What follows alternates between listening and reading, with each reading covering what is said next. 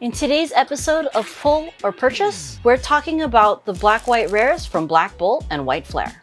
So, should you hunt for these cards in packs or just hunt the singles? First of all, here are all the black-white rares between both sets. For now, the top black-white rare is the Victini, but don't get confused because there's actually two, one in each set. As of the recording of this video, the White Flare Victini is more expensive than the Black Bolt Victini, but you'll know the difference because of the set code as well as the card number.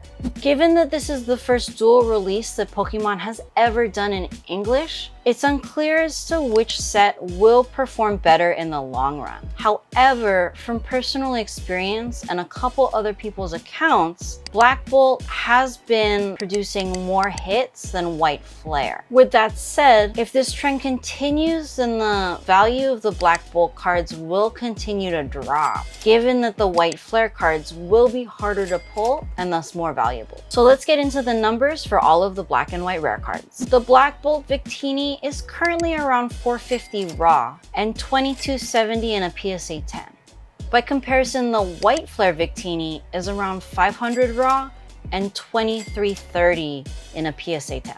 The Zekrom EX Black White Rare is about 460 raw and 2350 in a PSA 10, while the Reshiram EX Black White Rare is also 460 raw, but 2270 in a PSA 10. As of right now, the pull rates for black and white rares are a little more than educated guesses, but we speculate that these rates would be in the realm of 1 in 400 in a general sense, while a specific black-white rare would be 1 in 800 if you're only opening one of the two sets. Once you start mixing packs, this specific pull rate jumps to 1 in 1600 packs. So should you pull these cards or purchase them? Here are a few things to consider.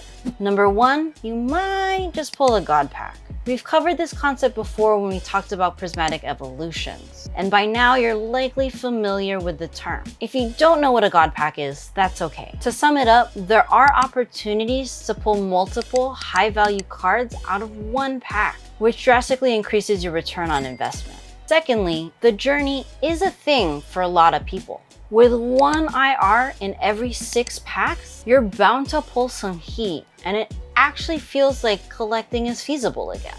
The fact that there are over 800 different cards to collect in order to master both sets is really crazy. But even if that isn't your end goal, there's no way you're not gonna enjoy ripping these packs. Third, I do want to mention parallel prints. These sets do include Pokeball and Master Ball parallels, and while the Pokeballs are more valuable than their reverse holo counterparts, it isn't by much. So if Pokeballs aren't really your jam, it may dampen a little bit of your fun to pull them so often. Finally, Black Bolt and White Flare are specialty sets, and as such, it may be difficult to get your hands on a high volume of packs of both of these sets, namely because there are no booster boxes.